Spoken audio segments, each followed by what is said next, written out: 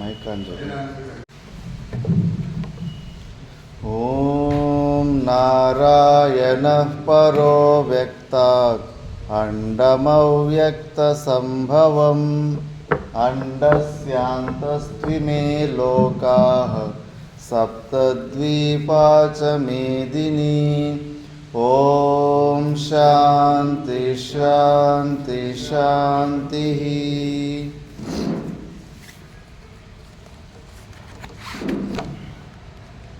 ఆరో అధ్యాయము.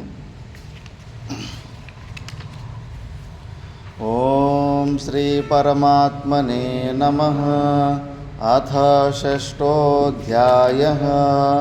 ఆత్మసంయమయోగః. శ్రీభగవానువాచ అనాశ్రితః కర్మఫలం కార్యం కర్మ కరోతి యః స సన్యాసి చ యోగి చ న నిరగ్నిర్న చాక్రియః. యం సన్యాసమితి ప్రాహుర్యోగం తం విద్ధి పాండవ. న హ్యసన్యస్తసంకల్పో యోగీ భవతి కశ్చన. ఆరురుక్షోర్మునేర్యోగం కర్మ కారణముచ్యతే. యోగారూఢస్య తస్యైవ శమః కారణముచ్యతే. నేంద్రియార్థేషు న కర్మస్వనుసజ్జతే. సర్వసంకల్పసన్యాసీ యోగారూఢస్తదోచ్యతే. ఉద్ధరేదాత్మనాత్మానం నాత్మానం అవసాదయేత్. ఆత్మైవ హ్యాత్మనో బంధు ఆత్మైవ రిపురాత్మనః. బంధురాత్మాత్మనస్తస్య యేనాత్మైవాత్మనా జితః. అనాత్మనస్తు శత్రుత్వే వర్తేతాత్మైవ శత్రువత్. ప్రశాంతస్య పరమాత్మా సమాహితః. శీతోష్ణసుఖదుఃఖేషు తథా మానాపమానయోః. జ్ఞానవిజ్ఞానతృప్తాత్మా కూటస్థో విజితేంద్రియః. యుక్త ఇత్యుచ్యతే యోగి సమలోష్టాశ్మకాంచనః. ఉదాసీనం మధ్యస్త్వద్వేషబంధుషు సాధుష్వపి చ పాపేషు సమబుద్ధిర్విశిష్యతే. యోగి యుంజీత సతతం ఆత్మానం రహసి స్థితః. ఏకాకీయత చిత్తాత్మా నిరాశీరపరిగ్రహః. శుచౌ దేశే ప్రతిష్టాప్య స్థిరమాసనమాత్మనః. నాత్యుత్సృతం నాతి నీచం చైలాజినకుశోత్తరం. తత్రైకాగ్రం మనః కృత్వా యతచిత్తేంద్రియక్రియః. ఉపవిశ్యాసనే యుంజాద్ యోగమాత్మవిశుద్ధయే. శిరోగ్రీవం ధారయన్నచలం స్థిరః. సంప్రేక్ష్య నాసికాగ్రం స్వం దిశశ్చానవలోకయన్. ప్రశాంతాత్మా విగతభీర్ బ్రహ్మచారి వ్రతే స్థితః. మనః సంయమ్య మచ్చిత్తో యుక్త ఆసీత మత్పరః. యుంజన్నేవం సదాత్మానం యోగి నియతమానసః. శాంతిం నిర్వాణపరమాం మత్సంస్థామధిగచ్చతి. నాత్యశ్నతస్తు యోగోస్తి న చైకాంతమనశ్నతః. న చాతి స్వప్నశీలస్య జాగ్రతో నైవ చార్జున. విహారస్య యుక్తచేష్టస్య కర్మసు. యుక్తస్వప్నావబోధస్య యోగో భవతి దుఃఖః. చిత్తం ఆత్మన్యేవావతిష్ఠతే. నిస్పృహ సర్వకామేభ్యో యుక్త ఇత్యుచ్యతే తదా. యథా దీపో నివాతస్థో నింగతే సోపమా స్మృతా. యోగినో యతచిత్తస్య యుంజతో యోగమాత్మనః. యత్రో పరమతే చిత్తం నిరుద్ధం యోగసేవయా. यत्र चैवात्मनात्मानं पश्यन्नात्मनि तुष्यति सुखमात्यन्तिकं यत्तद्बुद्धिग्राह्यमतीन्द्रियं वेत्ति यत्र न चैवायं स्थितश्चलति तत्त्वतः यं लब्ध्वा चापरं लाभं मन्यते नाधिकं ततः यस्मिन् स्थितो न दुःखेन गुरुणापि विचाल्यते तं विद्या दुःखसंयोगवियोगं योगसंज्ञितं स निश्चयेन योक्तव्यो योगो निर्विण्णचेतसा संकल्पप्रभवान् कामान् त्यक्त्वा सर्वान् शेषतः इन्द्रियग्रामं विनियम्य समन्ततः शनैः शनैरुपरमेत् बुद्ध्या धृतिगृहीतया आत्मसंस्थं मनः कृत्वा न किञ्चिदपि चिन्तयेत् यतो यतो निश्चरति मनश्चञ्चलमस्थिरं ततस्ततो नियम्येतदात्मन्येव वशं नयेत् प्रशान्तमनसं ह्येनं योगिनं सुखमुत्तमम् उपैति शान्तरजसं ब्रह्मभूतमकल्मषं युञ्जन्नेवं सदात्मानं योगी विगतकल्मषः सुखेन ब्रह्मसंस्पर्शम् अत्यन्तं सुखमश्नुते सर्वभूतस्थमात्मानं सर्वभूतानि चात्मनि ईक्षते योगयुक्तात्मा सर्वत्र समदर्शनः यो मां पश्यति सर्वत्र सर्वं च मयि पश्यति तस्याहं न प्रणश्यामि स च मे न प्रणश्यति सर्वभूतस्थितं यो मां भजत्येकत्वमास्थितः सर्वथा वर्तमानेऽपि आत्मौपम्येन सर्वत्र समं पश्यति योऽर्जुन सुखं वा यदि वा दुःखं स योगी परमो मतः अर्जुन उवाच योऽयं योगस्त्वया प्रोक्तः साम्येन मधुसूदन एतस्याहं न पश्यामि चञ्चलत्वास्थितिं स्थिरां चञ्चलं हि मनः कृष्ण प्रमाथि बलवदृढं तस्याहं निग्रहं मन्ये वायोर्वसु दुष्करम् असंशयं महाबाहो मनो दुर्निग्रहं चलम् अभ्यासेन तु कौन्तेय वैराग्येन च गृह्यते असंयतात्मना योगो दुष्प्राप्य इति मे मतिः वश्यात्मना तु यतता शक्यो वाप्तुमुपायतः अर्जुन उवाच अयति श्रद्धयोपेतो योगाच्चलितमानसः अप्राप्य योगसंसिद्धिं कां गतिं कृष्ण गच्छति कच्चिन्नो भयविभ्रष्टश्चिन्नाभ्रमिव नश्यति अप्रतिष्ठो महाबाहो विमूढो ब्रह्मणः पथि एतन्मे संशयं कृष्ण चेतुमर्हस्य शेषतः त्वदन्यः संशयस्यास्य चेता न ह्युपपद्यते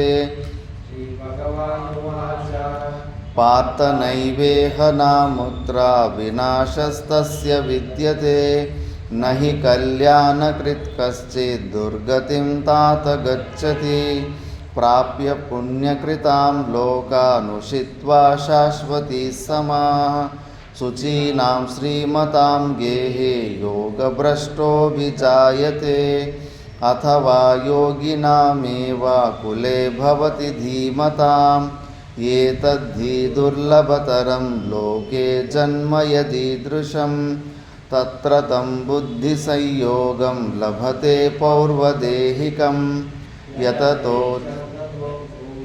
संसिद्धौ कुरु नन्दन पूर्वाभ्यासेन तेनैव ह्रियते यवशोऽपि सः जिज्ञासुरपि योगस्य शब्दब्रह्माति वर्तते ప్రయత్నాద్యతమానస్తు యోగి సంశుద్ధ కిల్బిషః అనేకజన్మ సంసిద్ధస్తతో యాతి పరాం గతిం తపస్విభ్యోధికో యోగి జ్ఞానిభ్యోపి మతోధికః కర్మిభ్యశ్చాధికో యోగి తస్మాద్యోగి భవార్జున యోగినామపి సర్వేషాం మద్గతేనాంతరాత్మనా శ్రద్ధావాన్ భజతే యో మాం సమే యుక్తతమో మతః. ఓం తత్సదితి. శ్రీమద్భగవద్గీతాసు ఉపనిషత్సు బ్రహ్మ విద్యాయాం యోగశాస్త్రే శ్రీకృష్ణార్జున సంవాదే ఆత్మసంయమయోగో నామ షష్ఠోధ్యాయః.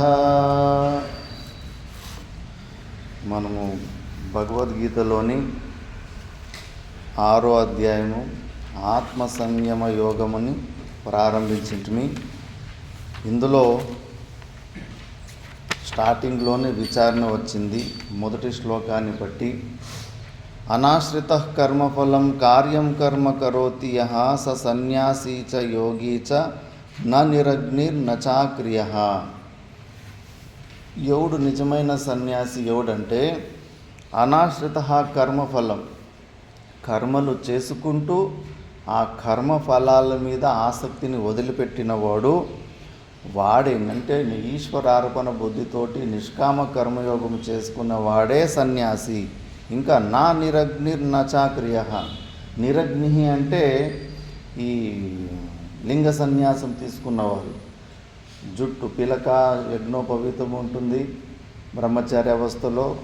ఇంకా బాగా సంపూర్ణ జగత్ మిథ్యాత్వ నిశ్చయమైన తర్వాత సంపూర్ణ వైరాగ్యం, సాధన చతుష్టయ సంపత్తులన్నీ ఉన్నప్పుడు వ్యక్తి సర్వకర్మ సన్యాసిని తీసుకున్నప్పుడు ఆ పిలకని ఆ యజ్ఞోపవీతాన్ని కూడా తీసేసి అప్పటి వరకు అగ్నికర్మలు ఉంటాయి.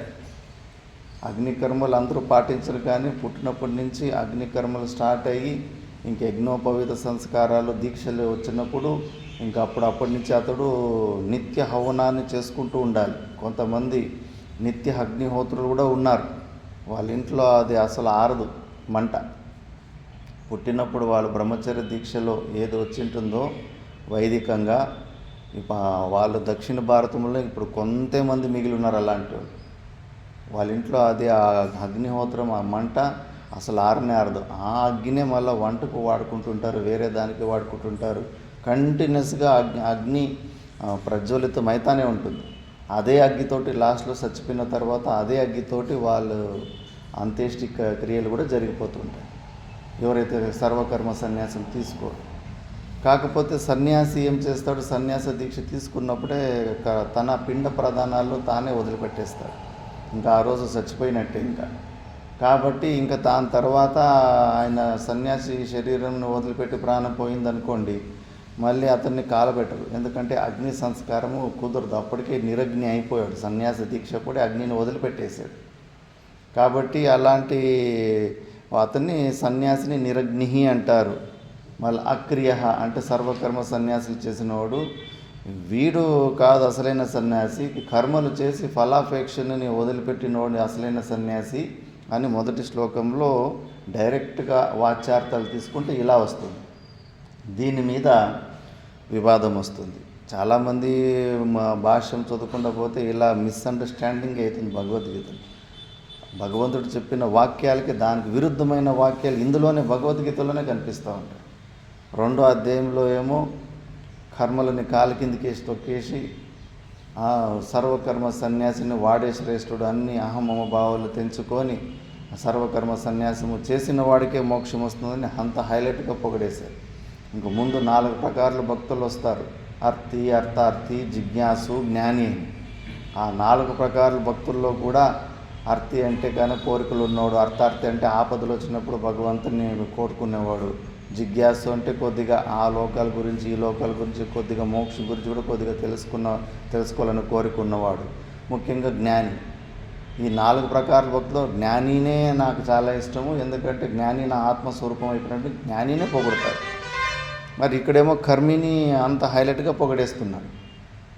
కర్మాన్ని ఎవరు వాళ్ళు వదలడానికి ఇష్టపడరు, గృహస్థాశ్రమాన్ని. వాళ్ళు ఈ శ్లోకాలు పట్టుకొని చూడు, భగవద్గీతలో మా కృష్ణ పరమాత్మ మా పరంగానే మాట్లాడాడు. ఇవన్నీ ఏమి భార్య పిల్లలు ఏమి వదలాల్సిన అవసరం లేదు, ఇవన్నీ చేసుకుంటూ భక్తి చేయాలని వాళ్ళు దీన్ని గట్టిగా పట్టుకుంటారు. ఇంకా జ్ఞానులకి వాళ్ళకైనా సర్వకర్మ సన్యాసం గురించి 13 అధ్యాయం నుంచి ఇంకా ఎక్కువ శ్లోకాలు జరుగుతాయి. చూడు, ఇక్కడంతా సర్వకర్మ సన్యాసం గురించిన భగవద్గీత చెప్తా ఉన్నాను. ఇక మధ్యలో 6 అధ్యాయాలు విశ్వరూప దర్శనము, 12 భక్తి యోగము, అందులో చెప్పేశాడు ఈ నిర్గుణ నిరాకార స్వరూపాన్ని ఎవరు సరిగ్గా గ్రహించలేరు, అందుకే సగుణ సాకార రూపాలే చాలా ఈజీ అని చెప్పేసి వాళ్ళు చూడు మా భక్తి గురించినే మాట్లాడిండు కృష్ణ పరమాత్ముడు. యద్గత్వాన నివర్తంతే తద్ధామ పరమమ్మ. చూడు, ధామం గురించి ప్లేస్ గురించి చెప్పాడు లేదా, ఆ ప్లేస్ వైకుంఠమే అని వాళ్ళు ఎవరికి వాళ్ళు ఊహించుకొని ఇంకా మా గురించినే చెప్పారు, మా గురించినే భగవద్గీతలో. మళ్ళీ ఫ్రీడమ్ ఫైటర్స్లో 2-3 వెరైటీ. అహింసో పరమో ధర్మ అనే మహాత్మా గాంధీకి కూడా భగవద్గీత ప్రేరణ. క్రాంతికారి అయిన వాళ్ళు లేదు, యుద్ధం చేసే స్వతంత్రాన్ని పొందాలనుకున్న వాళ్ళకు లాల్ పాల్ బాల్, వీళ్ళందరికీ కూడా భగవద్గీత ప్రేరణ. ఆ గన్నులు తీసుకొని క్రాంతికారి యుద్ధం చేసిన చంద్రశేఖర్ ఆజాద్ వాళ్ళకు భగవద్గీత ప్రేరణ. ఎవడు వాడి మనసులో వాడి టేస్ట్కి అనుకూలంగా అలా గ్రహించేసుకుంటూ ఉంటాడు భగవద్గీత. అందుకే గురువు లేకుండా, పరంపర లేకుండా ఇవన్నీ చదువునీకి పోకూడదు, కపోల కల్పనాలకి తావే ఇవ్వకూడదు. కాబట్టి కొద్దిగా విచారణ చేయాలి, విచారణకు అవకాశం ఇవ్వాలి. ఒకదాన్ని పూర్తిగా నమ్మడానికి ముందు కొద్దిగా స్థూల నికన చేయాలి. ఆవుని గూటానికి కట్టిన తర్వాత అది గట్టిగా ఉందా లేదా కొద్దిగా ఊగి చూపుతారు కదా, అట్లా కొంచెం విచారం చేయి. ప్రో ఎగెయిన్స్ట్ 2 ప్రశ్నలు వేసుకో మనసులో, ఇలా అయితే ఎట్లా, అలా అయితే ఎట్లా అని చెప్పేసి కొద్దిగా క్వశ్చన్ ఆన్సర్కి విచారానికి అవకాశం ఇచ్చి చూడు. మంచిగా విచారం చేసిన తర్వాత మళ్ళీ కన్క్లూజన్కి రా. ముందుగానే అంత ఇమ్మీడియట్ కన్క్లూజన్కి ఏ విషయంలోనూ రావద్దు. ముఖ్యంగా ఎవరన్నా మనుషులు రాసిన పుస్తకాలు అయితే వ్యాసుడు కానీ వశిష్ఠుడు కానీ అంత ఈజీగా నువ్వు నమ్మకూడదు. శాస్త్రం ఒకటే మనకు ప్రమాణం. భగవద్గీతలో కృష్ణ పరమాత్ముడు చెప్పాడు, కార్యాకార్య వ్యవస్థతో శాస్త్రం తే ప్రమాణం. అలాంటప్పుడు ఆ శాస్త్రానికి అనుకూలంగా వ్యాసులు వశిష్ఠులు చెప్పారా, భగవద్గీత వశిష్ఠ రామాయణం కూడా దానికి అనుకూలంగా ఏమన్నా సపోర్ట్గా చెప్తుందంటే నమ్ము. అంతేకాని స్మృతి గ్రంథులు కూడా మనుషులు రచించినవి. ఈ అందరికీ మనసు ఉంటుంది. ప్రతి ఒక్కడు ఏదన్నా వాడు ఒపీనియన్ చెప్పాలంటే వాడు నిర్ణయం ఎక్కడ చేస్తాడు, మనసు, బుద్ధి. ఆ బుద్ధే దరిద్రము అవిద్యలో ఉంది. అది మంచి నిర్ణయాలు ఎలా తీసుకుంటుంది అది? ఒకవేళ శృతి ఆచార సంస్కృతమైన మనసు బుద్ధి ఉంటే అది కొద్దిగా కరెక్ట్ డిసిషన్స్ తీసుకుంటుంది. ఆ బుద్ధి మాటలు వినుకుంటే కదా ఇప్పటివరకు ఈ కల్పంలో కూడా ద్వితీయ పరాదే సగం అయిపోయింది కల్పము. ఇంకా ఇక్కడ తిరుక్కుంటూ ఈ బురదలోనే ఈదుకుంటూ ఉన్నాం. ఆ బుద్ధి మాటలు వినుకుంటూ వచ్చినందే కదా. ఇప్పుడు కూడా అంతే, మన బుద్ధి మాటలు వినడము. ఇంకోటి పుస్తకాలు రాసినాడు, వాడు బుద్ధిని వాడికి అర్థమైంది, వాడు పుస్తకం రాశాడు. దాన్ని చదివి అంత టక్కని నమ్మడమా? కొద్దిగా అనుమానానికి జాగా ఇవ్వు, స్పేస్ ఇవ్వు, విచారణకి స్పేస్ ఇవ్వు. జీవితం మళ్ళీ కలపాలు వేస్ట్ అయిపోతుంటారు. శబ్దజాలం మహారణ్యం చిత్త భ్రమణ కారణం అంటారు. ఎవడు మంటే వాడి మాటలు, వాడి ఆలోచనలు అన్నీ విట్టుపోతుంటే కన్నా మళ్ళీ కలపాలు వేస్ట్ అయిపోతాయి. అందుకే మంచిగా శృతి యుక్త్యా అది ఏం సత్యం ఉందో అది ప్రాక్టికల్గా చూడు. అంత విశ్వాసం అనే బండి మీదనే ఎంతసేపు నడిపిస్తావు గాడి, అది ఉండదు, ఎక్కువసేపు ఉండదు అది. కాబట్టి విచారణ చేయాలి. ఇప్పుడు ఈ శ్లోకాలు ఇంత విపరీత అర్థాలు చేసుకున్నారు ఇక్కడ. అందుకే చెప్పాడు ఇక్కడ, ఎందుకంటే ముందు శ్లోకాలని చాలా స్పష్టం చేశాడు. ఇప్పుడు ఒకేసారి తత్వమసి, నువ్వు ఆ సచ్చిదానంద స్వరూపుడివే అయ్యున్నావన్న మాటలు అర్థం చేసుకొని స్వరూపంలో నిలబడలేన లాంటి వ్యక్తి చాలామంది, మనమంతా ఆ కేటగిరీకే పడతాం. చెప్పాం కదా, జనక మహారాజుకి స్పాట్లో అయిన పని మనకి ఎందుకు అవడం లేదు, అక్కడే సమాధి స్థితికి పోయాడు. అధికారిత్వంలోనే తక్కువ ఉంది కదా. మరి అలాంటప్పుడు సెకండ్ బెస్ట్ ఆప్షన్స్ ట్రై చేసుకోవాలి. అలాంటప్పుడు అందుకే అలాంటి వాళ్ళు ఒక్కసారి గ్రహించి తత్వమసిని స్వీకరించి ఆనందం పడలేకపోతున్నారు. కాబట్టి ఇది సెకండ్ బెస్ట్ ఏముందో నువ్వు ఇలా నిష్కామ కర్మయోగం చేసుకొని కొద్దిగా అంతఃకరణలో అశుద్ధి ఉంది, అంతఃకరణ శుద్ధి కోసం కొద్దిగా ప్రయత్నం చేస్తూ ఉంటే గన ఒకరోజు నీకు కూడా ఆ అంతఃకరణ శుద్ధి కలిగి ఇదే మళ్ళా మహావాక్యమే నీకు అప్పుడు ధారణ అవుతుంది. ఎలాగైతే విరోచనుడు ఇంద్రుడు బ్రహ్మలోకానికి ఇద్దరూ పోతాడు, ఎదుటి వాళ్ళు కనిపించేదే ఆత్మ అన్నాడు.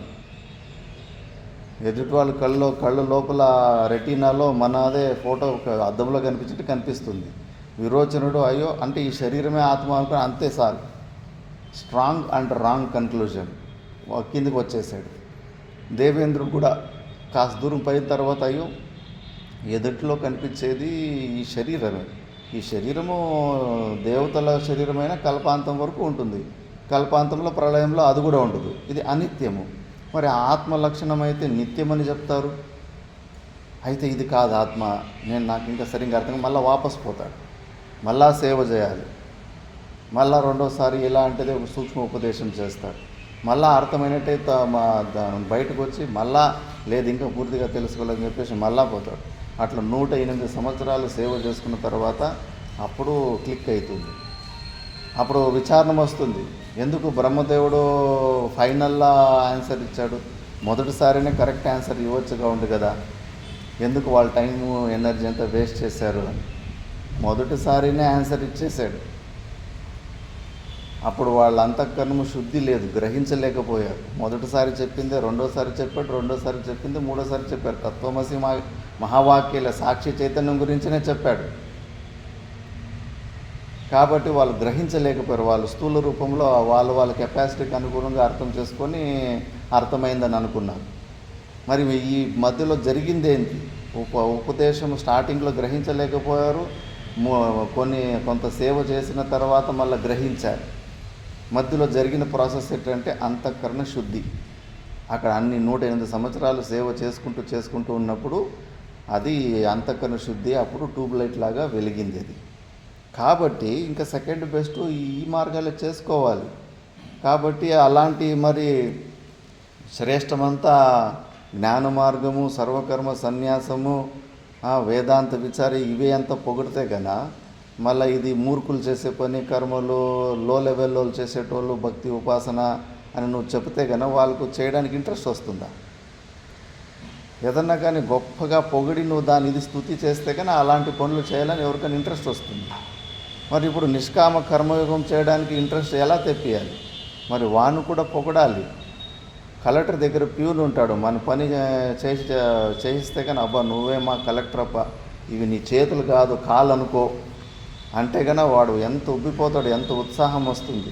ఇంకా బాగా ఏమి రూపాయి తీసుకోకుండా ఫ్రీగానే చేయించేస్తాడు పని నీకు.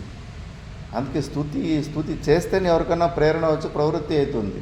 అలా ప్రవృత్తి చేయడానికి ఇలా పొగిడాడు. అంతేకాని ఎప్పటికైనా కానీ సర్వకర్మ సన్యాసి ఈ జగత్తులో మిథ్యాత్వ నిశ్చయం చేసుకొని అహమ్మమ భావాలు తొలగించుకున్న సర్వకర్మ సన్యాసినే శ్రేష్ఠుడు. వీడిని ఆ సన్యాసి ఎందుకు అంటున్నామంటే కన్నా వీడు చేసే కర్మలో వీడికి ప్రేరణ దొరకని అని చెప్పేసి పూర్వపక్షి రూపంలో కూడా ఎన్ని క్వశ్చన్ ఆన్సర్లు వచ్చారు. ఒక కర్మకాండ వస్తుంది చూడు, మా కర్మ గురించినే మాట్లాడుతున్నాడు. సచ్చే వరకు కర్మ చేస్తూనే ఉండాలి. శతం జీవం శరదహ అని చెప్పేసి సచ్చే వరకు కర్మలు చేస్తూ ఉండాలి. కర్మలు వదిలిపెట్టాను ఎక్కడ చెప్పలేదు చూడండి అంటే అని చెప్పేసి. లేదప్ప కర్మ ఫలాలన్నీ అనిత్యమైన ఫలాలే ఇస్తాయి, బంధనానికి కారణమవుతుంది కర్మ, మోక్షానికి కారణం కాదు, అంతఃకరణ శుద్ధి వరకునే అని. లేదు కర్మల వల్లనే మోక్షం వస్తుందని ఎందుకు అనుకోవు? ఇప్పుడు వాళ్ళు ఈశ్వరార్పణ బుద్ధితోటి చేస్తారు కదా, వాళ్ళకి కర్తృత్వ భక్తృత్వ భావం లేదు కదా. కాబట్టి మళ్ళా వాళ్ళకి ఎందుకు వస్తుంది శరీరము అంటే కర్మలో చేయడం వల్ల కర్తృత్వ భోక్తృత్వ భావము పోతుంది. కర్మలు చేసి అంతఃకరణ శుద్ధిని పొందిన తర్వాత జ్ఞానాన్ని పొందితేనే పోతుంది అది. లేదు ఎక్కువ కర్మలు ఈశ్వరార్పణ బుద్ధితోటి నిస్వార్థంగా చేసాం కదా, అందుకే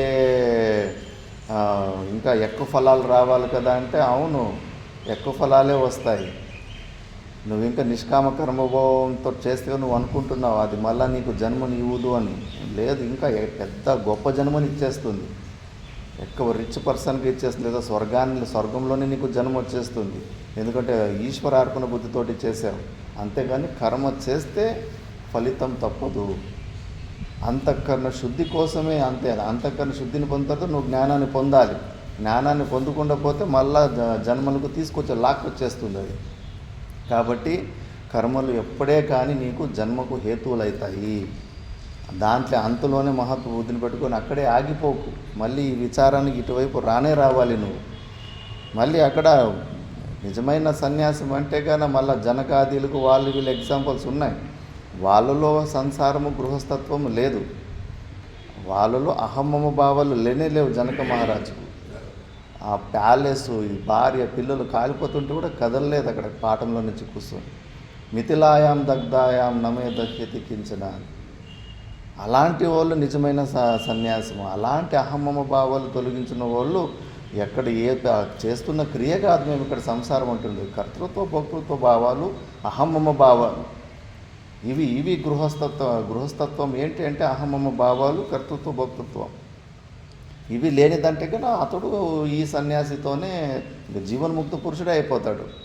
కాబట్టి ఇలా ప్రేరణ కోసం మేము పొగడం అంతేగాని వేరే ఉద్దేశం కాదు అని చెప్పేసి. మళ్ళీ 2వ శ్లోకం భాష్యం కూడా పూర్తి అయింది కదా.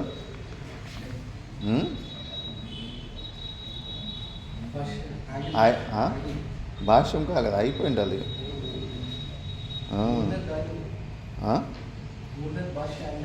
ಮೂರನೇದು ಭಾಷ್ಯ ಆಗಿಲ್ಲ, ಎರಡನೇದು ಭಾಷ್ಯ ಆಗಿದೆ. ಮೂರನೇ ಶ್ಲೋಕ, మూడో శ్లోకం గురించి మనం విచారం చేసింటి. ఆరు వృక్షోహో మునిర్యోగం కర్మ కారణం ముచ్యతే యోగారూఢస్య తస్యేవ శమః కారణం ముచ్యతే అని. ఆరు వృక్షు అంటే కాన ఇంకా మోక్షాన్ని పొందాలని కోరిక ఉన్నోడు ఇంకా ఆ అంతఃకరణ శుద్ధిని ఇంకా పూర్ణంగా పొంది ధ్యాన యోగానికి రెడీ కాలేదు. అలాంటి వాడికి కర్మ కారణం వచ్చేది. వాడు తప్పకుండా నిష్కామ కర్మయోగం చేయాల్సిందే. మళ్ళీ యోగారూఢస్య తస్యేవ, మళ్ళీ వాడే ఎవరైతే ఫస్ట్ అంతఃకరణ శుద్ధి కోసం నిష్కామభావంతో కర్మ చేశాడు కదా, వాడే కొన్ని రోజుల తర్వాత ఆ అంతఃకరణ శుద్ధిని పొందిన తర్వాత జ్ఞానాన్ని పొందుతాడు. తస్య ఏవ శమః కారణం ఉచ్యతే, అప్పుడు వాడే సర్వకర్మ సన్యాసానికి అధికారి అవుతాడు. సర్వకర్మ సన్యాసానికి అధికారిత్వము ప్రపంచంలో మిథ్యాత్వ నిశ్చయము. ఏ భోగాలలో కూడా ఆసక్తి ఉండకూడదు. వైరాగ్యమే పెద్ద చిహ్నము. ఆ వైరాగ్యము ఉంది, జగత్తులో మిథ్యాత్వ బుద్ధి వచ్చింది, అహమమ భావాలు చాలా వరకు పల్సన ఎవరికైతే అయిపోయి ఉంటాయో వాడు మాత్రమే సన్యాసానికి అర్హుడు.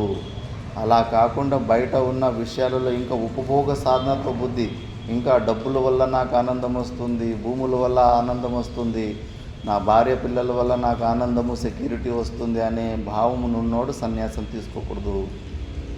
కంప్లీట్ మిథ్యాత్వ నిశ్చయము ఎవరికైందో, ఎలాగైతే ఎడారిలో ఉన్న నీళ్ళు నా పొలంలోకి అవి పనికి రావు, దాని గురించి నేను బోర్లు వేసుకోవాలా, పైప్ లైన్లు వేసుకోవాలని ఏ ఐడియాలు రాకుండా పూర్ణంగా ఎడారిలోని ఎండమావుల్లో ఆ నీళ్ళ మీద మిథ్యాత్వ నిశ్చయం వచ్చి ఆ ఆలోచనలు కూడా లేకుండా ఎలా ఉంటామో అంతటి మిథ్యాత్వ దర్శనం ఈ ప్రపంచంలో ఉన్న ప్రతి ఒక్క వస్తువు మీద కూడా ఎవరికైతే వస్తుందో వాడే ఈ స్టెప్పుకి సర్వకర్మ సన్యాసాన్ని తీసుకోవాలి అని. దాన్ని భాష్యంలో చూద్దాం. ఆరు వృక్షోహో ఆరోఢుం ఇచ్చతః అనారూఢస్య ధ్యానయోగే అవస్థాతుం అశక్తస్య ఏవ ఇత్యర్థః. కస్య ఆరు వృక్షోః మునేః కర్మఫల సన్యాసినః ఇత్యర్థః. కిం ఆరు వృక్షోః యోగం కర్మ కారణం సాధనం ఉచ్యతే. యోగారూఢస్య పునః తస్య ఏవ శమః ఉపశమః సర్వకర్మభ్యో నివృత్తిః కారణం యోగారూఢత్వస్య సాధనం ఉచ్యతే उच्यते इत्यर्थः। इत्यर्थः।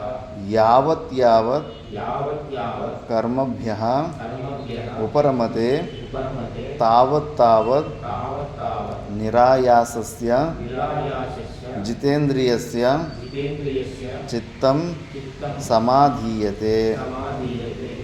तथा सति तथा सति सा झटिति सा झटिति योगारूढो भवति। योगारूढो भवति। तथा च तथा च उक्तं व्यासेन उक्तं व्यासेन न एतादृशं न एतादृशं ब्राह्मणस्य अस्ति ब्राह्मणस्य अस्ति वित्तं। वित्तं यथा एकता यथा एकता समता समता सत्यता सत्यता च च शीलं शीलं स्थितिर् स्थितिर् दण्डनिदानं दण्डनिदानम् आर्जवं आर्जवं ततस्ततः ततस्ततः च उपरमः सा उपरमः क्रियाभ्यः क्रियाभ्यः इति। इति। చెన్నారెడ్డి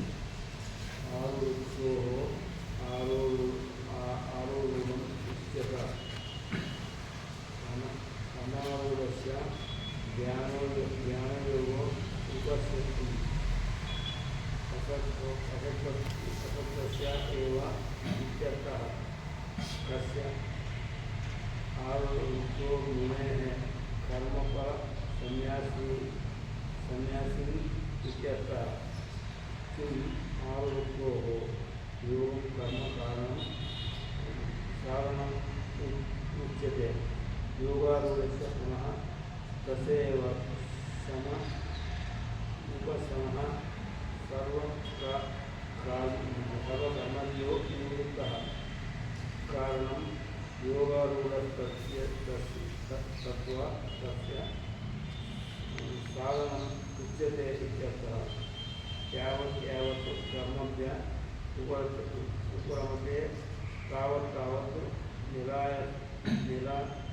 निरायासस्य जितेन्द्रियः चित्तं समाधीयते। तथा सति च झटिति योगारूढो भवति। तथा च उक्तं व्यासेन नैतदृशं ब्राह्मणस्यास्ति वित्तं यथैकता समता सत्यता च शीलं स्थितिदण्डनिदानम् आर्जवं ततैक्षे उपरमः क्रियाभ्यः. శ్లోకంలో ఆరు వృక్షోహో అని ఉంది. దాని అర్థం ఏంటంటే ఆరోఢుం ఇచ్చతః అనారూఢస్య ధ్యానయోగే అవస్థాతుం అశక్తస్య ఏవ ఇత్యర్థః. ఆరూఢుడు అవడానికి ఇష్టపడుతున్నవాడు అంటే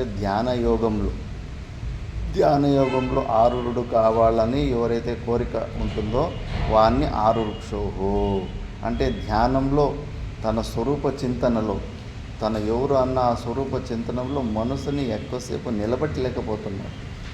ఆలోచన చేయండి, ఎంతసేపు అని మనసు బుద్ధుల ద్వారా నేను సచ్చిదానంద స్వరూపాన్ని నేను సాక్షిని అన్నది ఎంతసేపు నువ్వు గుర్తుపెట్టుకోగలవు? ఆ ఐడియానే లేదు. ఇప్పుడు ఎవరన్నా తల్లికి తన కొడుకు చచ్చిపోయింటే 3 నెలలు నువ్వు ఏమన్నా మాట్లాడు ఎత్తన్నా మాట్లాడు కొడుకు శుద్ధి తీస్తూ ఉంటావు. నువ్వు ఎంత వేరే టాపిక్ మాట్లాడినా కూడా ఆ కొడుకు గురించి టాపిక్ వస్తుంది. కంప్లీట్ మనసులో ఉన్న వృత్తులు సంపూర్ణంగా ఆ చచ్చిపోయిన కొడుకు మీదనే ఉంటాయి.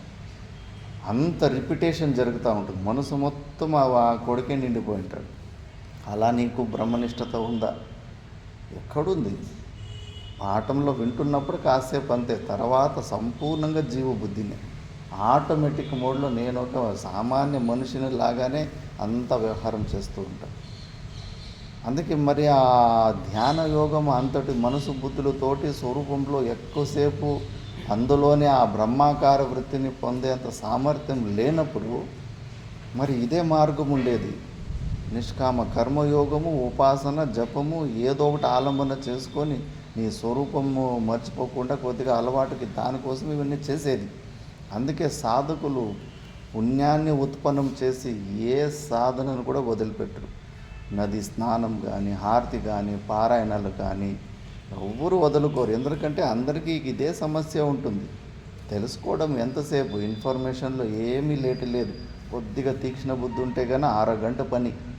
ఒక తత్వబోధ చదివితేనే నీ స్వరూపం అంటే ఏంటి అని అర్థమైపోతుంది. దాంట్లో నిలబడ్డం కుదరడం లేదు. ఎంత చెప్పినా ఈ శరీరానికి ఉన్న సౌలతుల గురించి ఆలోచన చేస్తుంది. ఆ సౌలతులు ఒకటి తక్కువ వచ్చినా, ఒక అనారోగ్యం వచ్చినా కదిలిపోతాయి కూసాలు. గడగడ గడగడగడ అని వణికిపోతున్నాయి. ఏమి పని చేయాలి? ఆ లిటిల్ ఇన్ఫర్మేషన్ అసలు పనే చేయలేదు. పని పూర్తిగా అయిపోయిందని మళ్ళీ మనసు ఇట్లా చేస్తూ ఉంటుంది. అవప్రదీపల ఇప్పుడు ప్రారంభ కర్మ బలంగా ఉందా, పురుష ప్రయత్నం అవును. అది బ్రహ్మ దగ్గరికి పోయి అక్కడ అది కొంచెం అంటే ఏంటి? ప్రారబ్ధము పురుషార్థం.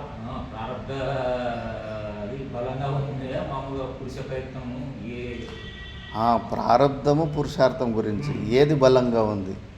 ఇప్పుడు మనమందరము ఇక్కడ కూర్చొని ఈ భగవద్గీతని విచారణము పురుషార్థం వల్ల చేస్తున్నామా, లేదా పూర్వజన్మ ప్రారంధం వల్ల మన మనసు అలా తయారైందా? ఫేట్ అండ్ ఫ్రీ విల్ దీని గురించి ఏది? ఇప్పుడు నేను ఈ జన్మలో కొత్తగా నేను చేస్తున్న ప్రయత్నమా, లేదా పూర్వజన్మలో చేసిన పుణ్యకర్మల ఫలంలో అలాంటి బుద్ధి ఉత్పన్నమైందా? ఈ విషయంలో నువ్వు కర్తృత్వ భావం ఉన్నంతసేపు నువ్వు ప్రారంధం వేగంలోనూ కొట్టుకుపోతుంటావు. రమణ మహర్షి అన్నాడు, ఏ విషయంలో ఏ కర్మలో అయినా కొన్ని రీజనబుల్ ఆన్సర్స్ ఫిట్ అవుతాయి. మనిషి పుట్టిన తర్వాత హైట్ అన్నది ప్రారంధం. ఒక 20-21 సంవత్సరాల తర్వాత నువ్వు పొడుగు కావాలంటే పొడుగు కాలేవు. వెయిట్, తూకం, ఇది పురుషార్థం. నువ్వు సన్నగా కావచ్చు, లావుగా కావచ్చు, ఇది నీ చేతిలో ఆప్షన్ ఉంటుంది. కానీ హైట్ నీ చేతిలో ఆప్షన్ లేదు. అలా మన జీవితంలో కొన్ని అలా మనము చేంజ్ చేసుకోలేని కొన్ని స్థితులు ఉంటాయి. కొన్ని చేంజ్ చేసుకునే కాడ ఆప్షన్లు కొన్ని ఉంటాయి. ఆప్షన్ ఉన్న కాడ పురుషార్థానికి అవకాశం ఉందని అనుకో. ఏదైతే చేంజ్ చేసుకోలేమో అలాంటిది అమ్మానాలని నువ్వు డిసైడ్ చేసుకోలేవు. అది ఒకసారి వాళ్ళు వచ్చినారంటే నీ పురుషార్థం కాదు, అది ప్రారంధం. అలా కొన్ని ఈ వివేకంతో నువ్వు డిఫరెన్స్ చేసుకోవచ్చు. మళ్ళీ ఇంకో ఏంటంటే, శాస్త్ర విహితమైన కర్మలలో నీ మనసు ప్రేరణ వస్తుందంటే, మంచి పనులు చేయడంలో శాస్త్రం చెప్పిన కర్మల్లో చేయడానికి నీ మనసులో వస్తుందంటే కోరిక, దాన్ని చేసే పర్వాలేదు. దానివల్ల నీకు పుణ్యం వస్తుంది. నువ్వు పుణ్యం వద్దు అనుకుంటే నీకు అంతకన్నా శుద్ధి కలుగుతుంది. ప్రారంభ పూర్వజన్మలో ఏమేమో చెడు పనులు కూడా శాస్త్రం నిషిద్ధ కర్మలు, దొంగతనాలు, మర్డర్లు అవి కూడా చేసి ఉండొచ్చు. ఆ వాసన కూడా ఉంటుంది. దాని ప్రభావం వల్ల నీ మనసులో చెడు ప్రేరణలు కూడా వస్తుంటాయి. దొంగతనం చేయాలని, అది చేయాలి, ఇది చేయాలని చెప్పేసి. అలాంటప్పుడు నువ్వు బలవంతంగా పురుషార్థం చేయి. బలవంతంగా నువ్వు దాన్ని ఆపుకు. ప్రారంధం వేగం వల్ల నీకు అలాంటి చెడు ఆలోచనలు వస్తున్నాయి చేయాలని. పురుషార్థం ద్వారా నువ్వు దాన్ని ఆపుకోవచ్చు, నీకు ఆప్షన్ ఉంది. మళ్ళీ ఇలాంటి విషయంలో ఇప్పుడు మనము చేస్తున్నది పురుషార్థమా ప్రారంధం అనే విషయంలో నీకు కర్తృత్వ భావంలో ఉన్నావంటే మాత్రం ప్రారంధమే. అందుకే ఇవన్నీ విషయాలు వదిలిపెట్టేయండి. ఒక్కటి మాత్రము ఆప్షన్ నీ చేతిలో ఉందా లేదా? ఈ శరీరముతోటి ఉన్న సంబంధం తెంచుకునే ఆప్షన్, తాదాత్మ్యము. నీకు భగవంతుడు ఎవరికైనా కానీ ప్రతి ఒక్క మనిషికి ఆప్షన్ ఉందా లేదా వదిలిపెట్టుకోవడం, ఇది మాత్రము ఎవరు నీ నుంచి పీక్కోలేదు. నువ్వు తెలుసుకుంటే ఈ శరీరంతో ఉన్న తాదాత్మ్యం నువ్వు తెంచుకోవద్దు. ఈ పురుషార్థం నీ చేతిలోనే ఉంది. అదొకటి తెంచుకోండి, మళ్ళీ ప్రశ్నలే ఉండకూడదు. పురుషార్థము ప్రారంధము ఎలా సత్యమవుతాయి? సంపూర్ణం అధిష్టానంలో అన్నీ కల్పితాలి. పగ్గం మీద కనిపిస్తున్న పామము ప్రారంధమా పురుషార్థమా? లేనే లేదు అది. మరి ప్రారంధ పురుషార్థాలు సత్యం ఎలా అవుతాయి? కాబట్టి స్వరూప అజ్ఞానం ఉంది కాబట్టి ఈ ప్రశ్నలన్నీ పుడుతున్నాయి. అందుకే ఈ శరీరంతో ఉన్న తాదాత్మ్యం తెంచుకునే ఆప్షన్ నీ దగ్గర ఉంది. ఎవరు వచ్చి నిన్ను అడ్డు, నేను పోలీస్ స్టేషన్కి వేరు, నేను తాదాత్మ్యం తెంచుకుంటానంటే ఎవరు అడ్డం రాలేరు. నువ్వు తెలుసుకుంటే తీసి పక్కన పెట్టేయచ్చు. ఈ పురుషార్థం నీ చేతిలో ఉంది, దీనికోసం ప్రయత్నం చేసుకో. దాని తర్వాత ప్రశ్నలే రావు అని చెప్పేసి. అది ఇంకా అన్ని కర్మలలో ఏ కర్మలలో ఆప్షన్ లేకుండా బలవంతంగా అందులో ఉండిపోయామో అది ప్రారంధం అనుకోవాలి. ఆప్షన్స్ ఎక్కడెక్కడ ఉన్నాయో ఇక్కడ నాకు పురుషార్థం ఉంది అని చెప్పేసి. సాధకులు ఎప్పుడు పురుషార్థ పొట్టల్లాగానే ఉండాలి. మనసును ఎప్పుడే కానీ దుర్బలం చేసుకోకూడదు. మార్కండేయ ఋషికి జాతకం అల్పాయుష్ 12 సంవత్సరాలు 8 సంవత్సరాలే ఉండే. సామాన్య బలహీనులు అయిపోతే కానీ ఇంకేం చేసేది ఏముంది. జాతకంలో ఆయుష్ ఉండేదే 12 సంవత్సరాలు. మన వల్ల ఇంకేమి చేసేది లేదని చెప్పి చేతులు పైకి ఎత్తేస్తారు. కానీ పురుషార్థి పొట్టెళ్ళు సాధన చేసి చిరంజీవి అయిపోయాడు. మరి అందుకే నీ మనసుని ఇంకోడు కంట్రోల్ చేయడానికి, ఆఖరికి జ్యోతిష్యం కూడా కంట్రోల్ చేయడానికి నువ్వు వదిలిపెట్టద్దు. దారిలో పోయే గొర్రెలు ఏదో ఒకటి చెప్తా ఉంటారు నిన్ను డీమోటివేట్ చేయడానికి. నువ్వు అనుకుంటే సర్వం సంభవం మాయాయాతన్, ఈ మాయలో అంతా సంభవమే. నువ్వు సర్వశక్తిమంతుడివి, అధిష్టాన రూపమైన సచ్చిదానంద స్వరూపుడివి. నీకు సాధ్యము కానిది ఈ ప్రపంచంలో ఏమి, ప్రపంచాన్ని సృష్టించావు నువ్వు. నీకు ఈ ప్రపంచం లోపల నీకు సాధ్యం కానిది ఏంటిది? అంత హై మోటివేషన్ తీసుకో. ఒక గ్రంథాలు కానీ ఇంకోడు ఒపీనియన్లు కానీ, ఆ రాహు ఎవడు కేతు ఎవడు నీ అధిష్టానంలో కల్పితమైన వారు, వాళ్ళకు భయపడతావేంటి? వాళ్ళు ఈ దేనికి శరీర సంఘాతానికి ఏమైనా ఇబ్బందులు పెట్టుకుంటారు కానీ నిన్ను టచ్ కూడా చేయలేరు. వాళ్ళు కూడా అది అధిష్టానము నువ్వు అయి ఉండవు. నువ్వు అంత పవర్ఫుల్గా చేసుకో. నువ్వు సర్వశక్తిమంతుడు, నువ్వు ఆనందరస ఆనంద గణహ, నువ్వు అంతటికి అధిష్టానంగా ఉండవు. అన్నీ అట్లా హై మోటివేషన్ తోటి మనము పురుషార్థ పొట్టల్లాగానే ఉండాలి. ఆత్యంతిక దుఃఖ నివృత్తి పరమానంద ప్రాప్తి పొందే వరకు ప్రయత్నం చేస్తూ ఉండాలి కొద్దిగా మనసు బుద్ధుల ద్వారా. కాబట్టి అలా ఎవరికైతే సామర్థ్యము లేని వాళ్ళు ఆరు ఋషులు ఉంటారో వాళ్ళకు మరి ఇది మంచి మార్గమే. మనకు ఋషులు చూపించిన ఇది ఏదో కొత్తగా ఈరోజు కనుక్కున్నది కాదు. చాలా పొడవుటి హిస్టరీ ఉంది. వాళ్ళకి అన్నీ తెలుసు. ఈరోజు ఈ మూర్తి పూజలు కానీ ఉపాసనలు కానీ అంతా ఇలాంటి నిర్గుణ నిరాకార స్వరూపాన్ని పొందిన జీవన్ముక్త పురుషులు ఇవన్నీ పెట్టిపోయారు. దాన్ని కరెక్ట్గా అర్థం చేసుకొని మనము ట్రాక్లో వెళ్తే చాలా ఈజీ అవుతుంది పని. చాలా ట్రై చేసి చూశారు వాళ్ళు కూడా. ఇవన్నీ అంత ఈజీ కాదు. ఆ అహంకారం శరీరం మీద ఉన్న తాదాత్మ్యం తెంచుకోవడము మనమే ఆలోచించాలి. ఎంత ఈ శరీరం గురించి ఎంత దీన్ని తీసుకుంటే ఎంత ఇంపార్టెన్స్ ఇస్తాం. మొన్న కూడా సత్సంగాల్లో మాట వచ్చింది, శరీర పోషణార్థి సన్. ఈ శరీరాన్ని పోషించి రక్షించుకునే ఆ ప్రయత్నాల్లో ఉన్నవాడు తాదాత్మ్యాన్ని తెంచుకోలేడు. మనకేమో ఒక్కటి కూడా తక్కువ కాకూడదు. ఈ శరీరంకి కావాల్సిన సౌలతులు ఒక్కటి తక్కువైనా అస్సలు శాంతంగా ఉండలేకపోతున్నాం. ఋషులేమో వాలంటరీగా శరీరానికి కష్టాలు తెచ్చుకుంటూ ఉంటారు. ఎందుకంటే వాళ్ళకు తెలుసు తపస్సు వేదాంతానికి తోడైందంటే చాలా పని తొందరగా అవుతుంది. నేను దృష్టాంతం చెప్తుంది కదా, ఎండాకాలంలో టిన్ షెడ్ ఉన్న రూములో ఉంటే ఫ్యాన్ కూడా లేదంటే ఆ టిన్ షెడ్లో ఉండాలనిపిస్తుందా? వేడికి తొందరగా బయటకు వచ్చేయాలనిపిస్తుంది. అదే ఏసీ ఫ్యాన్ ఉంటే అక్కడే హాయిగా ఉండాలనిపిస్తుంది. నువ్వు ఈ శరీరాన్ని టిన్ షెడ్ చేసుకుంటావో ఏసీ రూమ్ చేసుకుంటావో నువ్వే ఆలోచన చేసుకో. క్లేశం వాలంటరీగా దుఃఖాన్ని తీసుకోవడం అలా చేస్తేనే శరీరం మీద. ఇప్పుడు ఒక వ్యక్తి ఆత్మహత్య ఎందుకు చేసుకుంటూ పొట్ట క్యాన్సర్ వస్తే ఈ శరీరంలో లేశ మాత్రం కూడా సుఖం లేనందుకే కదా వాడు ఆత్మహత్య చేసుకున్నది. మరి మనం ఎందుకు చేసుకోవడం లేదంటే మనకి ఈ శరీరంలో సుఖాన్ని అనుభవిస్తున్నాం. దీన్ని కంఫర్ట్ జోన్ చేసుకున్నాం శరీరాన్ని. మరి ఎట్లా తాదాత్మ్యం ఎందుకు పోతుంది? ఆత్యంతిక వైరాగ్యం రాలేదు ఈ శరీరంతో.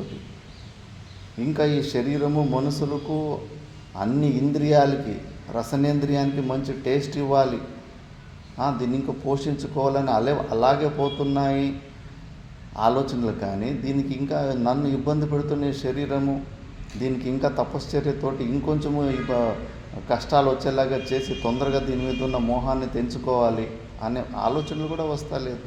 బ్రెయిన్ అటు పోతానే లేదు. అంతే. ఇవన్నీ చాలా జాగ్రత్తగా ఉండాలి. ఋషుల చరిత్ర, జీవన్ముక్త పురుషుల చరిత్ర చదువుతూ ఉంటే అర్థమవుతుంది ఎందుకు వాళ్ళ శరీరానికి ఏ మాత్రమైన కంఫర్ట్స్ ఎందుకు ఇవ్వలేదు అని. అంత కటిక నెలలు సన్యాసంలోని ప్రమాణాలు ఉంటాయి. ఆ సంస్కృతంలో మంత్రాలు చదివేస్తుంటారు, మనకు అర్థం కావు. అవన్నీ వాగ్దానాలు అక్కడ చేసినట్టు మనం కటిక నేలపైన పనుకోవాలి. ఒక్క పూట భోజనమే ఉండేది. ఒక్క పూట తినేవాడు యోగి, 2 పూటలు తినేవాడు భోగి, 3 పూటలు తినేవాడు రోగి. మనము రోగులమా, భోగులమా, యోగులమా? ఇక్కడి నుంచినే ఉంటుంది.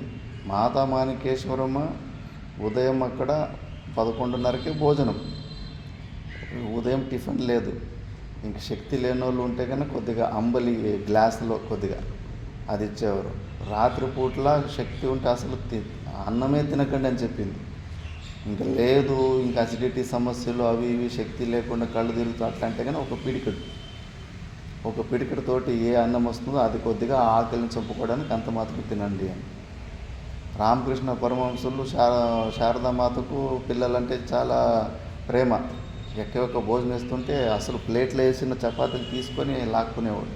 ఏంటి ఈ తిండి తిన్న తర్వాత ఇంద్రియాల కంట్రోల్కి వస్తాయా అని చెప్పేసి. ఇవన్నీ ఎందుకు నియమాలు ఉన్నాయి? తపశ్చర్య. శరీరాన్ని కంఫర్ట్ జోన్ చేసుకొని గోయింద. మంచి నిద్ర ఒకరోజు 2-3 గంటల సేపు ఎక్కువ నిద్రపోతే నీ ఇంద్రియాలు ఫుల్ ఛార్జ్ అయిపోయింటాయి. అన్ని ఇంద్రియాలు ఫుల్ ఛార్జ్ అయిపోయింటాయి. మళ్ళీ ఇంద్రియాలు ఛార్జ్ అయిపోయిన తర్వాత ఆ విషయాల్లోకి ఇంకా స్పీడ్గా పోతాయి. అందుకే ఇంద్రియాలకి ఎంత మినిమం ఇవ్వాలంటే కేవలం ఈ శ్రవణం కొద్దిగా అది ఈ సాధనకు అనుకూలమైనంత ఎనర్జీ ఎంత అవసరమో అంతే అవసరం ఇవ్వాలి. అంతకన్నా ఎక్కువ ఇచ్చావా లాక్కెళ్ళిపోతూ ఉంటుంది. మనసు మళ్ళీ దాని జస్టిఫికేషన్ దాన్ని చేసుకుంటూ ఉంటుంది. శరీరాన్ని పోషించుకునే మాటలు, దేన్ని వదులుకున్నా ఉండే వైరాగ్యం, అభావమైన మాటలు అంటే దానికి ఇష్టం. అలాంటి వాక్యాలు చెప్తే కనుక దానికి ఇంకా ఆనందపడతా ఉంటుంది. చూడు, ఇవన్నీ ఏమి వదులుకోవాలని శాస్త్రం చెప్తా లేదు. ఈ శరీరం మీద మోహం ఉందని వాళ్ళు చెప్పే మాటలు వాళ్ళ ఎగ్జైట్మెంట్లోనే అర్థమైపోతూ ఉంటుంది. ఎప్పుడు శరీరం సేఫ్టీ గురించినే వీళ్ళ మనసు పోతూ ఉంది అని చెప్పేసి. కాదు, శరీరము మనకు ఇక్కడ ఇరుక్కుపోయాం. మనం దీన్ని కంఫర్ట్ జోన్ చేసుకున్నాం కాబట్టే మనకు వైరాగ్యం వస్తా లేదు. అందుకే ఏ రోగాలైనా కానీ వివేకానందకి కింద బొట్టనేల నుంచి తల వరకు రోగాలు ఉండే. పథ్యం అసలు పాటించలేదు. ఎందుకు గురుగారు ఇట్లా చేస్తారంటే కనుక ఎవడు ఈ దరిద్రమైన ఈ శరీరంలో ఎవడు ఉండాలనుకుంటే మీలాంటి మూర్ఖులు కాకపోతే తొందరగా అయిపోయి కథ, ఎంత తొందరగా దీని పని అయిపోతుందో అంత మంచిది అంటాడు. ఒక్క పథ్యం అసలు పాటించలేదు. ఎందుకంటే ఇంట్రెస్ట్ లేదు ఈ శరీరం మీద. అలాంటి వాళ్ళు ఈ శరీర తాదాత్మ్యం తెచ్చుకుంటారు, కానీ దీన్ని కంఫర్ట్ చూసుకునే వాళ్ళు ఎప్పటికీ తెచ్చుకోలేరు. కాబట్టి పురుషార్థం పొట్టెల్లాగా ఉండాలి మనం. ఇప్పుడు అందుకే ఈ కస్య ఆరురుక్షోః మునేః కర్మఫల సన్యాసినః ఇత్యర్థః. కిం ఆరురుక్షోః యోగం కర్మకారణం సాధనం ఉచ్యతే. అందుకే ఇలాంటి వాళ్ళకు ఇంకా నిష్కామ కర్మయోగమే బెస్టు. సమయాన్ని వ్యర్థం చేసుకోకుండా. ఎందుకంటే ఈ గృహస్థాశ్రమంలో పర్వాలేదు, వారు పరిశ్రమతోటి వాళ్ళు జీవిస్తుంటారు కాబట్టి ఎక్కువ దోషం లేదు. పరాన్నంతో జీవితం గడుపుతూ తొందరగా నువ్వు జ్ఞాన నిష్టని పొందకుండా మిస్ అయిందంటే మళ్ళీ పునర్జన్మలు ఎక్కడెక్కడ తిన్నామో, ఏ యోని బాకీ ఉందో, కుక్కలై పుట్టాలో ఎద్దులై పుట్టాలో. మేము ఇక్కడికి ఆశ్రమానికి వచ్చినప్పుడు ఒక ఎద్దును అమ్మితే ఫ్రిడ్జ్ వచ్చింది. ఇంకో ఆవు కూడా 18,000కి ఆ ఎద్దుని అమ్మాము. 14,000కి ఒక ఆవు. మాకు తెలియదు ఈ ఆశ్రమంకు ఒక ఆవు ఒక ఎద్దు ఉన్నాయి. నా ఊర్లో అటు ఇటు తిరుగుతూ పోతుంది. ఆశ్చర్యం అనిపించింది. అది కూడా అది వస్తుండే ఒక ఎద్దు వాకిలి ఎదురుగా వచ్చి నిలుచుకునేది. ఎందుకంటే ఇక్కడ పుట్టి పెరిగిండేదే కదా, అక్కడ వస్తూ ఉండే. అది కూడా ఈ ఆశ్రమానికి రుణం తీర్చుకొని పోయింది. మరి అది తీర్చుకొని పోయిందంటే కానీ ఇక్కడ బాకీ ఉందనే కదా అర్థం. అందుకే చాలా డేంజర్ ఉంటుంది. అందుకే మినిమం కంఫర్ట్స్ తోటి ఎంత అవసరమో అంత తొందరగా మనకి శరీరానికి సౌలతులు కాదు, ఇబ్బందులే కావాలి, తొందరలే కావాలి. ఇంకా రోగాలు వస్తున్నాయంటే ఆనందపడాలి. ఓహోహో, ఎందుకంటే వైరాగ్యం పెంచుతాయి కదా. ఊరికే తలనొప్పి వస్తూ ఉంటుంది, ట్యాబ్లెట్ వేసుకుని కూడా మేలు కాదు. అలాంటప్పుడు ఎంత యాస్ట్కి వస్తుంది శరీరాన్ని, ఇప్ప ఎంత ఘోరంగా ఇరుక్కుపోయినరా నాయన ఈ శరీరంలో అని చెప్పేసి. అందుకే అది చాలా అవసరం ఉంటుంది. ఇంకా అలా నిష్కామ కర్మయోగము తపశ్చర్యలు చేసుకుంటూ మళ్ళీ వాడికి ఏదో ఒక రోజు అప్పుడు వానికి ఏదైనా తత్వమసి అనే మహావాక్యాలంటే టక్కన పట్టుకుంటాయి. ఒకవైపు నువ్వు కర్తృత్వ భావము శరీర పోషణం చేసేది ఇటువైపు చేసి మళ్ళీ నేను ఈ శరీరాన్ని కాదు, నాలో కర్తృత్వం లేదు అని ఎంత విపరీతమైన ప్రయత్నాలు చేస్తున్నావు. Full contradictory. కాబట్టి అది జరగని పని అది. అందుకే సెకండ్ బెస్ట్ చేసుకోవాలి. పరిశ్రమను కానీ సమయాన్ని కానీ వ్యర్థం చేసుకోవద్దు. యోగారూఢస్య పునః తస్య ఏవ శమః ఉపశమః సర్వకర్మభ్యో నివృత్తి.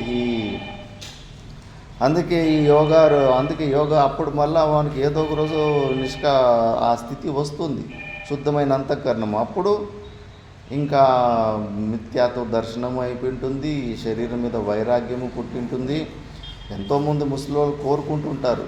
కరీంనగర్లో ఒక ముసలాయన ఉండే, లేవడానికి 10-15 నిమిషాలు ఎక్సర్సైజ్ చేస్తుండే.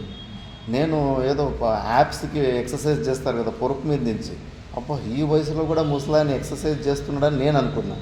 పర్వాలేదు తాత, ఈ వయసులో కూడా నువ్వు ఎక్సర్సైజ్ చేస్తున్నట్టు. అయ్యో ఎక్సర్సైజ్ కాదు స్వామీజీ, లేచి కూర్చోవడానికి అంత 10 నిమిషాలు ప్రయత్నం చేస్తే లేచి కూర్చోగలుగుతున్నాను అని. కూర్చోవడానికి 10 నిమిషాలు, లేవడానికి పనుకున్న వ్యక్తి లేవడానికి 10 నిమిషాలు పడతా ఉంది.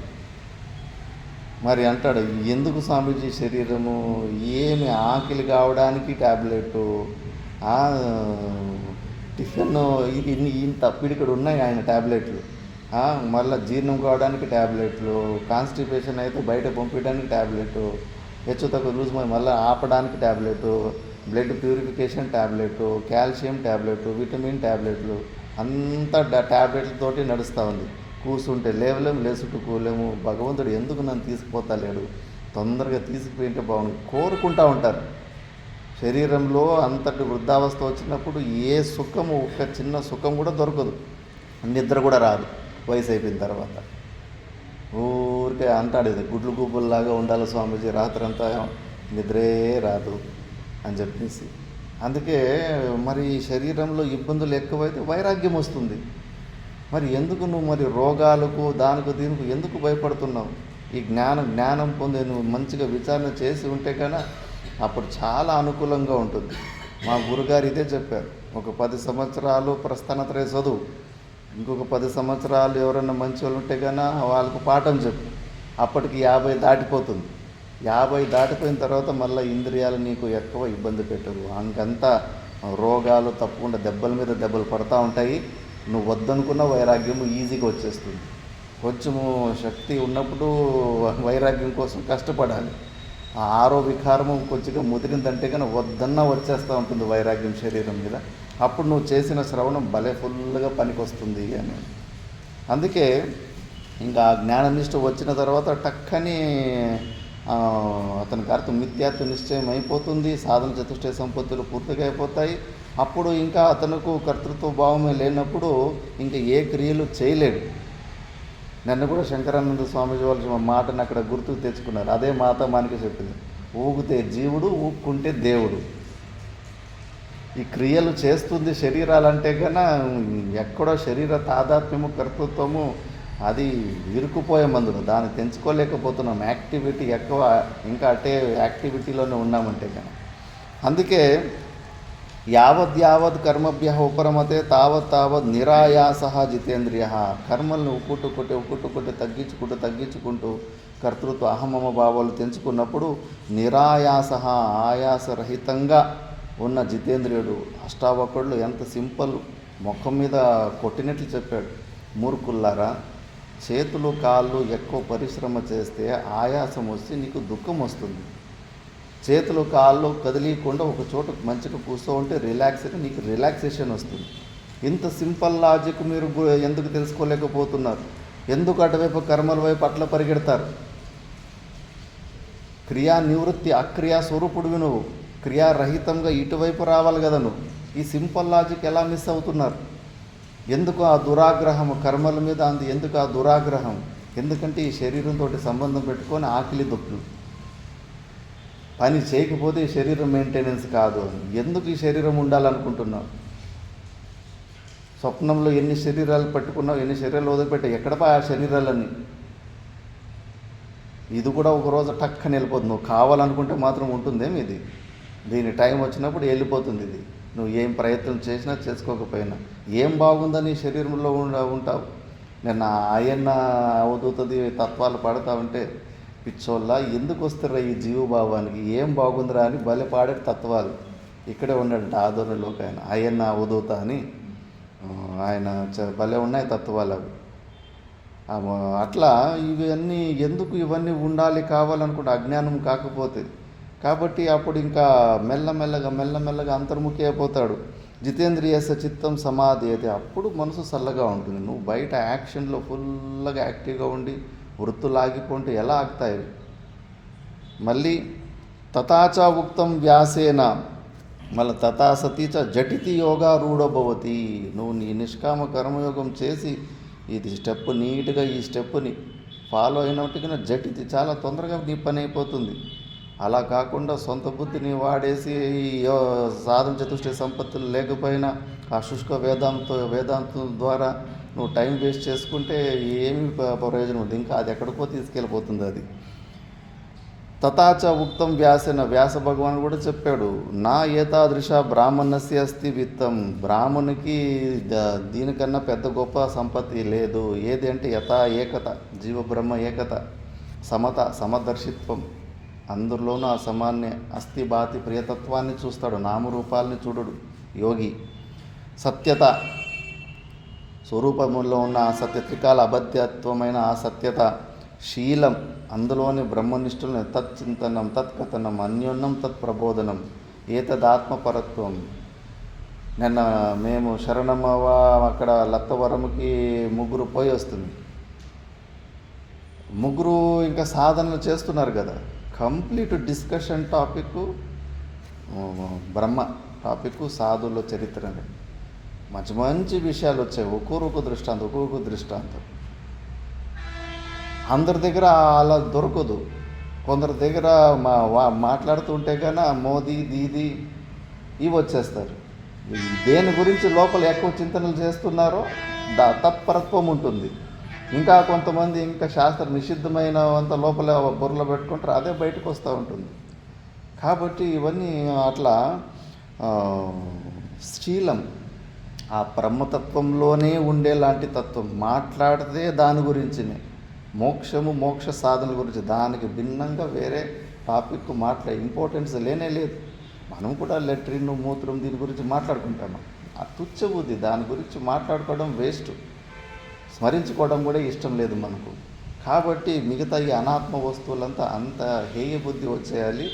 మాట్లాడుకుంటే దీని గురించి ఆ శీలత ఉండాలి. స్థితి అందులో నిలబడి ఉండాలి. కొంతమంది ఒక నెల రోజులు అట్లా మంచిగా క్లిక్ అయి ఉంటారు, మళ్ళీ ఏదో బహిర్ముఖతము, మళ్ళీ ఇంద్రియాలు పగ్గాలు ఫ్రీగా భోగాల్లోకి విషయాలకు వదిలిపెట్టేసి గుణాగుణేషు వర్తంతే ఎదిరిచ లాభ సంతుష్ట ఇవన్నీ జస్టిఫికేషన్ చేసుకుంటూ ఉంటారు. వాళ్ళకి విషయాలలో ఉన్న కోరికలు ఆసక్తిని ఈ స్టేట్మెంట్ చెప్పుకొని జస్టిఫికేషన్ చేసుకుంటూ ఉంటారు. జీవన్ముక్త పురుషులని చెప్పే ప్రయత్నం అది. నేను అంటుకుండా ఉన్నాను అని. నువ్వు ఆ ఇంటెన్స్ ప్రెషర్లను తెలిసిపోతుంది. నువ్వు అది కాలేదు, అది నేను అని ప్రూవ్ చేసుకొని ప్రయత్నం చేస్తున్నాను. నల్ల కోతలు బలంగా ఉంటాయి. దాని ముఖంలో ఎప్పుడూ క్రూరమైన యాక్షన్లు రావు, కూల్గా ఉంటాయి. ఎర్ర కోతలు చూడండి, దగ్గరికి పోతేనే కరిచేటట్టు ఉన్నాయి. ఎందుకంటే వాటికి భయం. నేను నాలో ఉన్న క్రూరత్వాన్ని ప్రదర్శన చేయకపోతే కన్నా నన్ను వాడు బలహీనుడు అనుకుంటాడు అని. నువ్వు ప్రదర్శన చేస్తున్నావంటే కన్నా నీకు ఆ వీక్నెస్ ఉంది అని అర్థం. కాబట్టి అలా కాకుండా అందులోనే జ్ఞానంలోనే నిలబడే లాంటివి ఉండాలి. మళ్ళీ దండ నిదానం ఇవన్నీ సాధన చతుష్టయ సంపత్తులు, సమాధి షట్క సంపత్తులన్నీ కూడా ఉపలక్షణతో వస్తాయి. ఆర్జవం, స్ట్రైట్ ఫార్వర్డ్నెస్. మళ్ళీ తతశ్చ ఉపరమః క్రియాభ్య, క్రియలు తగ్గుతూ పోతూ ఉండాలి సాధకుల దీంట్లో. బయట కాదు, మాయ పట్టేస్తుంది నిన్ను. ఏదన్నా కానీ శాస్త్రాన్ని కూడా ఒక నిచ్చెనలాగానే, బిల్డింగ్ పైనకి ఎక్కడానికి నిచ్చెనలాగానే వాడుకోవాలి. దాని తర్వాత కిందికి నెట్టేలేదా మళ్ళీ మళ్ళీ ఆ నిచ్చెనల నుంచి కిందకి దిగాలనిపిస్తూ ఉంటుంది. ఇది చాలా జాగ్రత్త. ఈ స్టెప్పులో శాస్త్రవాసం నుంచి బయటగా ఇప్పుడు కూడా ప్రత్యక్షంగా చూస్తున్నాను. మంచి విద్వత్తు ఉంది, దీన్ని వదలలేకపోతున్నారు. ఈ ఆలంబనాన్ని నిరాలంబ స్థితికి పోలేకపోతున్నారు. కానీ లేదు, అన్ని క్రియలు సర్వక్రియభ్య ఉపరమః. అష్టావక్రుడు గీత ఎంత తిట్టేశాడు. ఆ బహిర్ముఖుడైన ఆ జీవుడు వాడు మూర్ఖుడే, మోక్షాన్ని పొందాలనే సాధకుడు వీడు మూర్ఖుడే. ఇద్దరికూ అహంకారం ఉంది. వేషం మార్చుకుందంతే అహంకారం. లేకపోతే సిద్ధ వస్తువుకు సాధనలేంటి? ఉన్న తన స్వరూపాన్ని నిజంగా తెలుసుకున్నవాడు మళ్ళా సాధనల వెంబడి ఎందుకు పోతాడు? డైరెక్ట్గా స్వీకరించి అందులోనే రిలాక్స్ అవుతాడు. రిలాక్స్ అయిపోయిన తర్వాత ఇంకా కీలకతం దుఃఖానుబంధు. అందుకే ఇవన్నిటి గురించి కూడా, క్రియల గురించి, ఓవర్ యాక్టివిటీ గురించి ఒక బ్రేక్ ఉండాలి. ఇలాంటి వాడు అలాంటి వ్యక్తికి మళ్ళీ ఇంకా సర్వకర్మ సన్యాసమే. ఆయన మళ్ళా ఈ నిష్కామ కర్మయోగం కానీ ఇవన్నీ ఏమి చేయలేడు. ప్రయోజనం ఏమి కనిపించలేదు. ప్రపంచంలో ఎక్కడ ఉపభోగ సాధనతో బుద్ధి లేదు ఆయనకు. సంపూర్ణ మిథ్యాత్వ నిశ్చయం అయిపోయింది. కాబట్టి అలాంటి వాళ్ళు సర్వకర్మ సన్యాసం తీసుకోవాలి. అంతేగాని మనము ఈ శరీరాల ఫెసిలిటీ కోసము, శరీరాల సౌలతుల కోసము ఇబ్బంది పడేవాళ్ళు, తొందరపడేవాళ్ళు, బాధపడేవాళ్ళు సన్యాసానికి అధికారులం కాము. వాళ్ళు నిష్కామ కర్మయోగం చేసుకొని అంతఃకరణ శుద్ధిని పొందాలి అని ఈ శ్లోకం ద్వారా చెప్పాడు. మిగతాది నెక్స్ట్ శ్లోకం నెక్స్ట్ క్లాస్లో చూద్దాం. ఓం పూర్ణమదః పూర్ణమిదం పూర్ణాత్ పూర్ణముదచ్యతే పూర్ణస్య పూర్ణమాదాయ పూర్ణమేవావశిష్యతే. ఓం శాంతి శాంతి శాంతి.